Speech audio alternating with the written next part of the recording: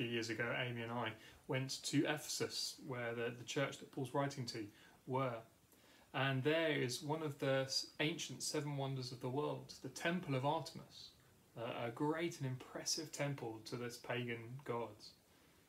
Paul, of course, would have been very familiar with the Temple of Jerusalem, that splendid, magnificent building, which in Old Testament times was the place where God chose to make his special presence known. Of course, God is everywhere, but in the temple, that is where his glory dwelt. After the temple, there was, of course, Jesus. Jesus described himself as the temple, because here was God on earth.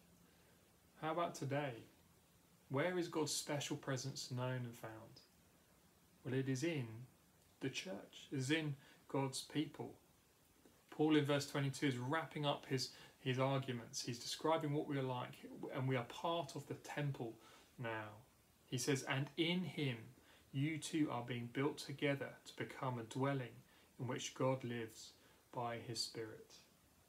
In him, in Jesus, the chief cornerstone, through him, through his work, and through our faith in him, we all are being built together into this temple, the dwelling in which God lives by his Spirit.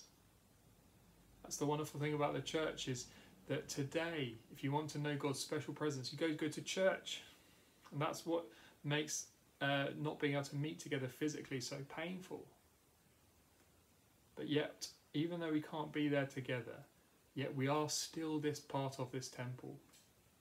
And you see in verse 22, again at the beginning, you are being built together. This building is not yet finished. It is going and is going to keep going until Jesus returns. As we share the news of Jesus, as people put their trust in him, they too are being built into this temple. And this is going to go on and on and on. And when Jesus returns, we're going to know and enjoy his presence perfectly forever, in a way that we only get a foretaste of now. But it's great to be part of this building. Let's also be part of this building work, sharing Jesus with those around us. Who can you share something of Jesus with today?